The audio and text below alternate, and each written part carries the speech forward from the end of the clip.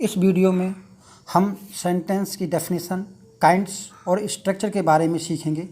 इससे आपको टेंस सीखने में और अन्य सभी ग्रामर सीखने में आसानी होगी। यदि आपको मेरा ये वीडियो पसंद आए तो आप मेरे इस वीडियो को लाइक करें और सब्सक्राइब जरूर करें ताकि आने वाले मेरे वीडियो आपको आसानी से प्राप्त हो सकें। गारंटी देता हूँ कि ग्रामर के मोस्ट डिफ़िकल्ट टॉपिक भी आसानी से समझ में आ जाएंगे। चलिए अब हम सेंटेंस को सीखते हैं। सेंटेंस की डेफिनेशन देख लेते हैं। A group of words,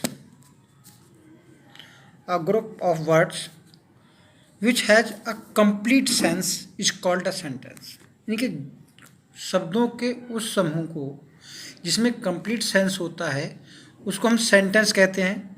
complete sense के लिए सेंटेंस में कम से कम एक सब्जेक्ट और एक प्रीडिकेट का होना आवश्यक होता है। तो सब्जेक्ट और प्रीडिकेट मिलकर ही एक सेंटेंस बनाते हैं। तो सेंटेंस की डेफिनेशन है कि सेंटेंस में कम से कम एक सब्जेक्ट और एक प्रीडिकेट होता है। सब्जेक्ट जो वाक्य में कर्ता होता है और प्रीडिकेट में वर्ब और उसके बाद वाले दूसरे शब्द शामिल होते हैं। अब हम बात करते हैं सेंटेंस के बेसिक स्ट्रक्चर की। तो जो बेसिक स्ट्रक्चर शब्द सेंटेंस का बना वो है सब्जेक्ट के बाद वर्ब और उसके बाद ऑब्जेक्ट। इंग्लिश के सेंटेंसेस का बेसिक स्ट्रक्चर यही है। यही बेसिक स्ट्रक्चर हमें अपने मन में हमेशा के लिए याद कर लेना है। अब बात करते हैं सेंटेंस के काइंड्स की। सेंटेंस हमारे 5 प्रकार के होते हैं।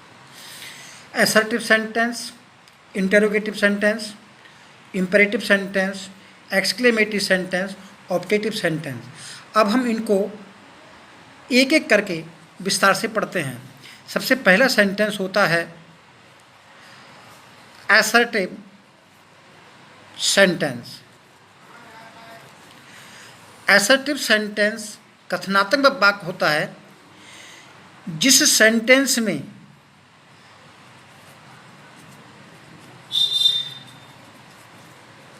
सब्जेक्ट शुरू में हो।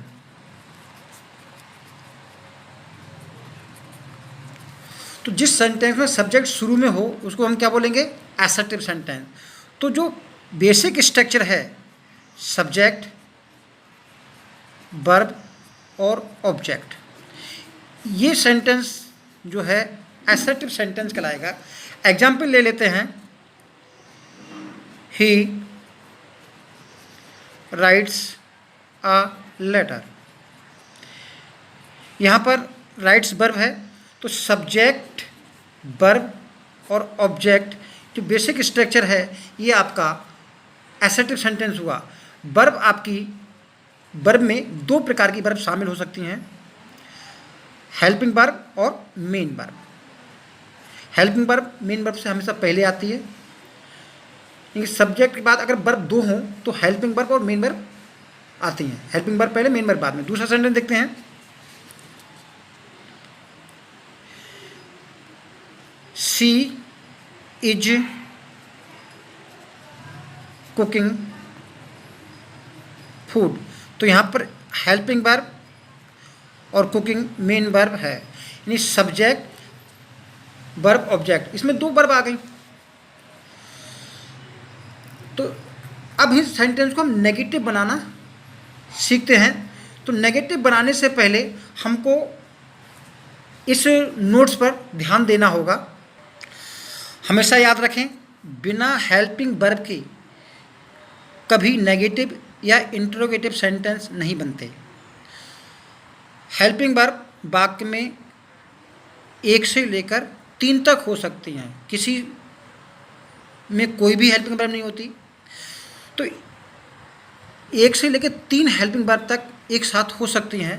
तो केवल पहली हेल्पिंग वर्ब से ही हम अफर्मेटिव से नेगेटिव या इंट्रोगेटिव सेंटेंस बनाते हैं। हेल्पिंग वर्ब कौन कौन सी होती हैं, इस बात को जान लेते हैं।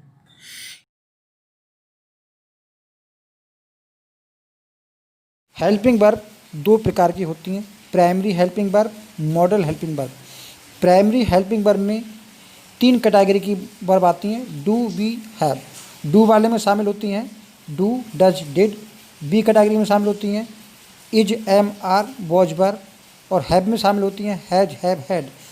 ऐसी मॉडल हेल्पिंग वर्ब होती हैं, इनमें will, would, shall, should, can, could, may, might, must, ought to, dare और नीड होती हैं। यही हेल्पिंग वर्ब के बाद नॉट लगाकर नेगेटिव बनाते हैं। इन्हीं हेल्पिंग वर्ब को सब्जेक्ट से पहले रखकर हम इंट्रोगेटिव सेंटेंस बनाते हैं। यही हेल्पिंग वर्ब्स मेन वर्ब के साथ मेन वर्ब की सहायता करती हैं, यानी मेन वर्ब से पहले हेल्पिंग वर्ब आती हैं और इन्हीं हेल्पिंग वर्ब के बाद हम नोट लगाकर नेगेटिव और इन्हीं हेल्पिंग वर्ब को पहले लेकर इंट्रोगेटिव बनाते हैं। अब हम अफर्मेटिव से नेगेटिव बनाना सीखते हैं।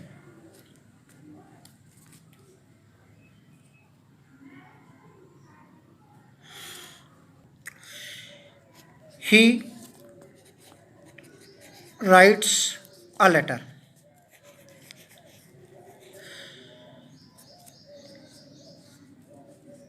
He wrote a letter.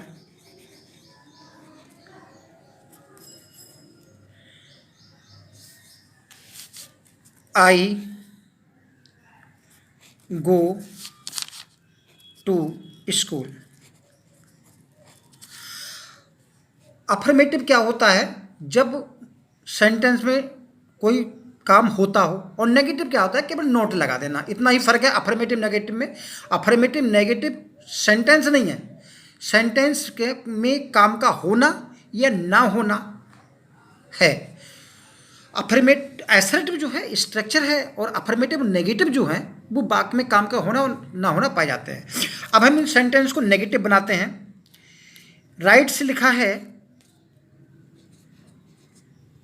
Does not के साथ वर्ब की फर्स्ट फॉर्म राइट, यानी does not write a letter.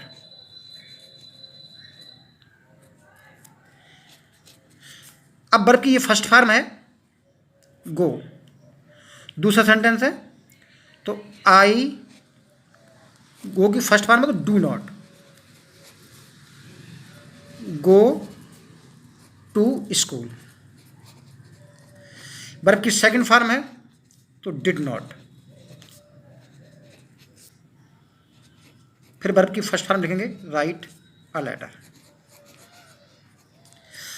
अब हम देखते हैं कि जब सेंटेंस में कोई हेल्पिंग वर्ब होती नहीं, इसमें भी हेल्पिंग वर्ब नहीं है, इसमें भी हेल्पिंग वर्ब नहीं है, इसमें भी हेल्पिंग वर्ब नहीं है, इन तीनों सेंटेंसेस में हेल्पिंग वर्ब नहीं है, यानी कि वर्ब की येस फॉर्म, वर्ब की फर्स्ट फॉर्म, वर्ब की सेकंड फॉर्म है, तो ऐसे में नेगेटिव बनाने के लिए क्या करेंगे, ध्यान रखिए।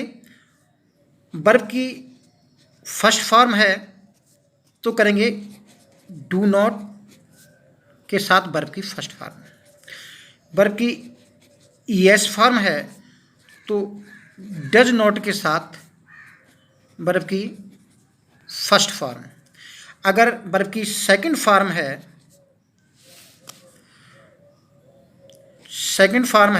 तो हम क्या करेंगे, डिड नॉट के साथ वर्ब की फर्स्ट फॉर्म, यानी डू नॉट, डज नॉट और डिड नॉट के साथ वर्ब की फर्स्ट फॉर्म। फिर बाद में जो है मेन वर्ब की फर्स्ट फॉर्म ही आती है। अब दूसरे हमने कहा कि पहली हेल्पिंग वर्ब के बाद जब हेल्पिंग वर्ब दी हो तो देखिए सेंटेंस देखिए दूसरे टाइप का, ही इज प्लेइंग हॉकी। इस सेंटेंस में हेल्पिंग वर्ब दी गई है तो क्या करेंगे, इसी हेल्पिंग वर्ब के बाद नॉट, प्लेइंग हॉकी, तो he is not playing hockey, ये नेगेटिव बन जाता है। हमने कहा सेंटेंस में अधिकतम वर्ब हो सकती हैं 3, तो हम 3 वाला देख लेते हैं। He will have been sleeping since morning. यहाँ पर जो मेन वर्ब है वो आपकी स्लीपिंग है। अब बाकी 1, 2, 3 ये 3 हेल्पिंग वर्ब हैं। तो जब हम नेगेटिव बनाए या इंट्रोगेटिव बनाए तो केवल पहली हेल्पिंग वर्ब के बाद ही हम नॉट लगा देंगे। तो क्या बनेगा, ही पहली हेल्पिंग वर्ब है विल, तो विल के बाद नॉट, तो ही विल नॉट। बाकी सब कुछ वैसा ही, have been sleeping since morning. समझ गए होंगे नेगेटिव बनाना। अब हम बात करते हैं इंट्रोगेटिव की। इंट्रोगेटिव सेंटेंस हमारे 2 प्रकार के होते हैं। पहले हेल्पिंग वर्ब से शुरू होने वाले और दूसरे क्वेश्चन वर्ब से शुरू होने वाले। हेल्पिंग वर्ब से जो शुरू होने वाले सेंटेंस होते हैं, हिंदी में क्या से शुरू होते हैं?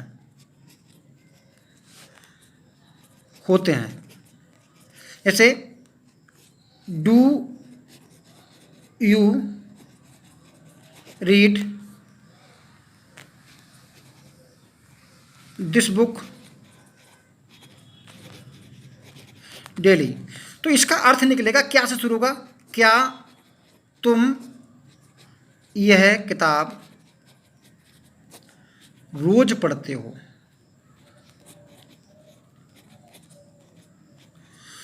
अब ये बनते कैसे हैं इसके बारे में देखते हैं। अब हम देखते हैं सेंटेंस है ही रोट अ लेटर। तो इसमें वर्ब की सेकंड फॉर्म दी गई है। तो हम जानते हैं कि इंटरोगेटिव बिना हेल्पिंग वर्ब से बनता नहीं है और इसमें हेल्पिंग वर्ब है नहीं। तो जैसे आपने अभी नेगेटिव सेंटेंसेस पढ़े थे तो जिसमें डू डज डिड के साथ फर्स्ट फॉर्म रखी थी, तो यहाँ पर डिड के साथ वर्ब की फर्स्ट फॉर्म आएगी। तो क्या करते हैं, जो सेंटेंस हमारा बेसिक स्ट्रक्चर होता है सब्जेक्ट वर्ब और ऑब्जेक्ट का, इस बेसिक स्ट्रक्चर को हम नहीं डिसबैलेंस करते। अगर यहाँ पर वर्ब की जगह वर्ब की सेकंड फॉर्म है, क्या है, वर्ब की सेकंड फॉर्म, तो हम क्या करेंगे, इस स्ट्रक्चर से पहले केवल हेल्पिंग वर्ब जो है इसके अनुसार रख देंगे। तो क्या रखेंगे, डिड के साथ वर्ब की फर्स्ट फॉर्म। यही तो करेंगे भाई, हम हेल्पिंग वर्ब मेन वर्ब की सेकंड फॉर्म है। तो जब इंट्रोगेटिव बनाएंगे तो डिड के साथ फर्स्ट फॉर्म रखेंगे। तो जो बेसिक स्ट्रक्चर में हम हेल्पिंग वर्ब डिड रख देंगे और मेन वर्ब की जगह हम वर्ब की फर्स्ट फॉर्म रख देंगे। तो क्या बनेगा, डिड ही वर्ब की first form write a letter. तो कहने का मतलब है बेसिक सेंटेंस जो हेल्पिंग वर्ब का है, हेल्पिंग वर्ब से शुरू होने वाले का है, उसमें सब्जेक्ट से पहले उसी टेंस की पहली हेल्पिंग वर्ब को हम रख देंगे। सेंटेंस हम दूसरा देखते हैं जिसमें बहुत सारी हेल्पिंग वर्ब हो सकती हैं।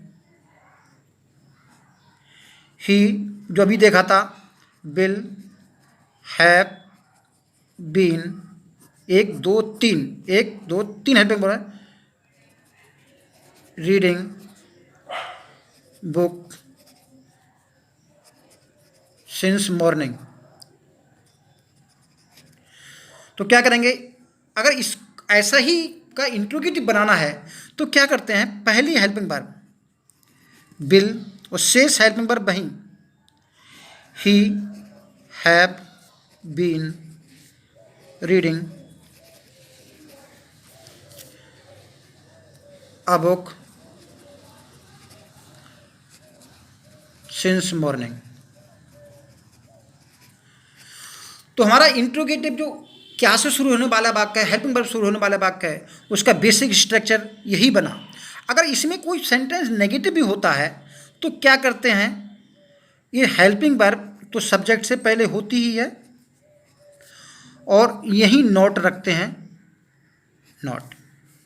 तो क्या करेंगे, नोट कहाँ रखेंगे, अगर 2-3 हेल्पिंग वर्ब हैं तो हेल्पिंग वर्ब जो होता है एक दूसरी और तीसरी यहीं रहेंगी, और वर्ब की मेन वर्ब है और ऑब्जेक्ट है।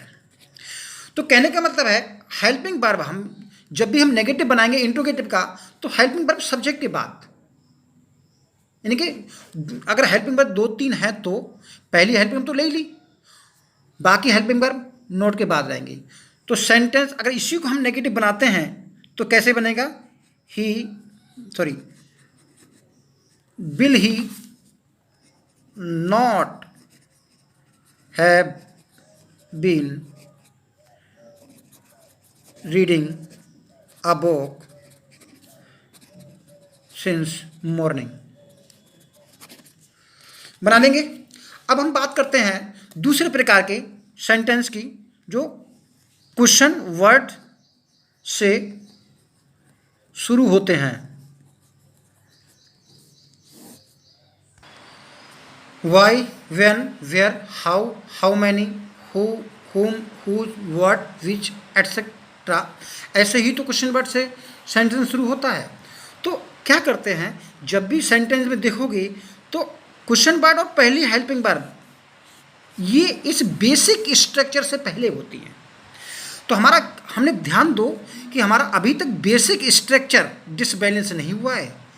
सब्जेक्ट, वर्ब का मतलब मेन वर्ब और ऑब्जेक्ट ये हमेशा एक ही क्रम में रहे हैं। डिसबैलेंस क्या हुआ है? हेल्पिंग वर्ब, वो भी पहली वाली। सेंटेंस को देखते हैं तो क्या बनेगा? Where do you live, subject और वर्ब। बाकी जो क्वेश्चन वर्ड और हेल्पिंग वर्ब जो पहली है वो इससे पहले रही है। दूसरा सेंटेंस देख लेते हैं। Why are you beating him, तुम मुझसे क्यों पीट रहे हो? तो इसमें हेल्पिंग वर्ब ये है, सब्जेक्ट, वर्ब और ऑब्जेक्ट, और ये आपका क्वेश्चन वर्ड हुआ। तो कहने का मतलब मेन स्ट्रक्चर से पहले हम क्वेश्चन वर्ड और हेल्पिंग वर्ब को रख देते हैं तो हमारा इंट्रोगेटिव सेंटेंस बन जाता है। अब हम देखते हैं एक सेंटेंस और जिसमें 2-3 हेल्पिंग वर्ब हो सकती हैं। अब हम अफर्मेटिव एसर्टिव से बनाएंगे। एसर्टिव सेंटेंस बनाएंगे। ही विल हैव बीन, अगर हम यहाँ पर नोट भी लगा दें तो समझेंगे he will not have been, यानी कि ऊपर वाले इस सेंटेंस से, इस स्ट्रक्चर से अगर हम ये वाला है तो बनाएंगे he will not have been reading a book since morning. तो हम इसका अगर इंट्रोगेटिव बनाएं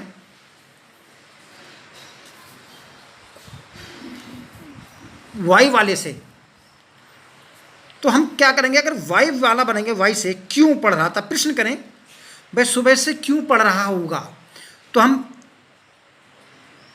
वाई विल यानी कि जो कि हेल्पिंग वर्ब पहली है उसको ही लेंगे, बाकी शेष वहीं रहने देंगे। ही बचा, not have been reading a book since morning. Second, अब हम इस नोट पर ध्यान दे लेते हैं। जब who, what, which, whose subject का काम करते हैं तो ये सेंटेंस अब क्या करेंगे? सब्जेक्ट का काम करेंगे ये वर्ड। तो हम जो बेसिक स्ट्रक्चर है उसी में सब्जेक्ट की जगह इन क्वेश्चन वर्ड को रख देंगे। सेंटेंस देखिए, हु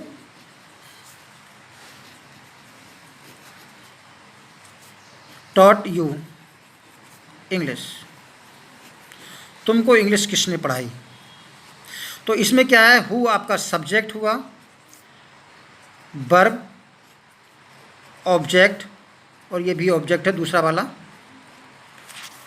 दूसरा देखते हैं, व्हाट से देखते हैं, व्हाट फॉल ऑफ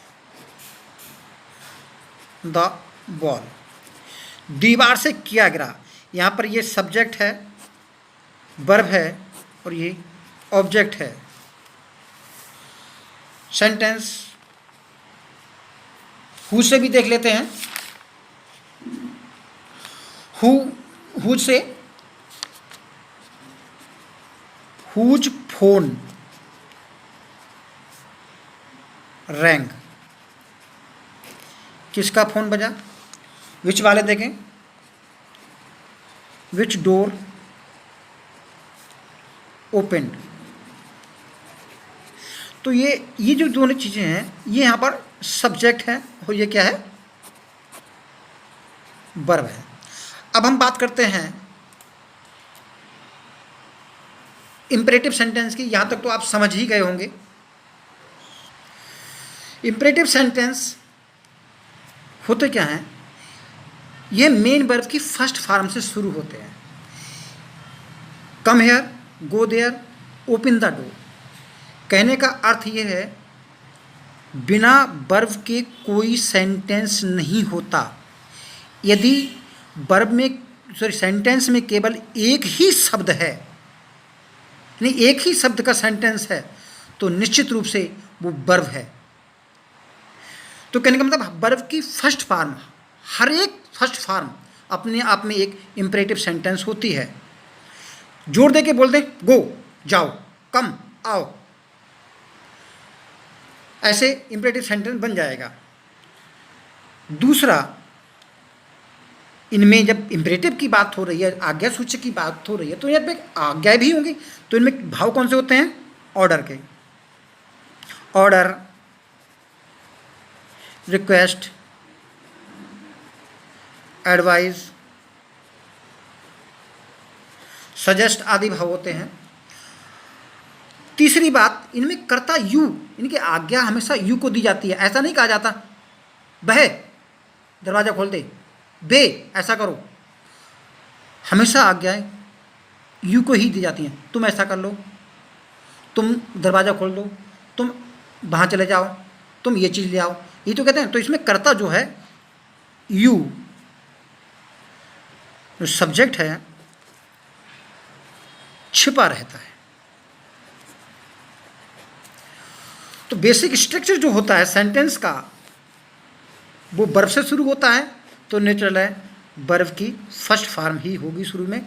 उसके बाद ऑब्जेक्ट और अदर वर्ड्स हो सकते हैं। इसके अगर हम नेगेटिव बनाते हैं तो नेगेटिव क्या करेंगे, डोंट, क्या मतलब डू नॉट, वर्ब से पहले रख देते हैं, वर्ब से पहले। सेंटेंस देखिए, ओपन द डोर, इसका नेगेटिव बनाना है डोंट ओपन द डोर। अब हम विभिन्न प्रकार के सेंटेंस देख लेते हैं। ओपन द डोर, दरवाज़ा खोलो। डोंट ओपन द डोर, दरवाज़ा मत खोलो। प्लीज़ हेल्प मी, मेरी सहायता करो। इसको प्लीज़ हम बाद में भी लगा सकते हैं, हेल्प मी प्लीज़, क्योंकि प्लीज़ एक रिक्वेस्टिंग वर्ड है जो आगे पीछे कहीं भी आ सकता है। कुछ सेंटेंस लेट से भी शुरू होते हैं। लेट जो है आपकी वर्ब की फर्स्ट फॉर्म है, वर्ब की फर्स्ट फॉर्म है। और लेट का जो अर्थ होता है वो होता है अनुमति देना, अनुमति देना। तो लेट हिम कम इन, उसको अंदर आने दो। लेट इट गो, जाने दो। अब लेटस में क्या होता है, लेटस में एक प्रस्ताव होता है, सजेशन होता है, प्रपोजल होता है। तो लेटस का अर्थ जब निकलते हैं तो आओ हम निकलता है। लेटस प्ले अ मैच, आओ हम एक मैच शुरू करते हैं। अब विस्मयादि बोधक सेंटेंस की बात करते हैं। विस्मयादि बोधक सेंटेंस को समझने के लिए हमको पहले इंटरजेक्शन समझना पड़ेगा। इंटरजेक्शन क्या होता है? Sudden feelings of heart. क्या होता है? सडन फीलिंग्स एंड इमोशंस, जो हमारी सिचुएशन के देखकर अचानक हमारे हृदय से निकलती हैं, उनको हम बोलते हैं। हेलो, जॉय की सिचुएशन होती है तो हुर्रा, अलास अफसोस, सरप्राइज होती है तो व्हाट हा, और अप्रूवल में ब्रेवो। तो इनका हम अगर किसी सेंटेंस से पहले प्रयोग कर देते हैं तो हमारा सेंटेंस जो है एक्सक्लेमेटिव बन जाता है। जैसे अलास, अफसोस, आई हैव रूइंड, अफसोस मैं बर्बाद हो गया। हुर्रा से ले लें, hurrah, we have won the match. Sentence कभी कभी वर्ड से भी बनते हैं।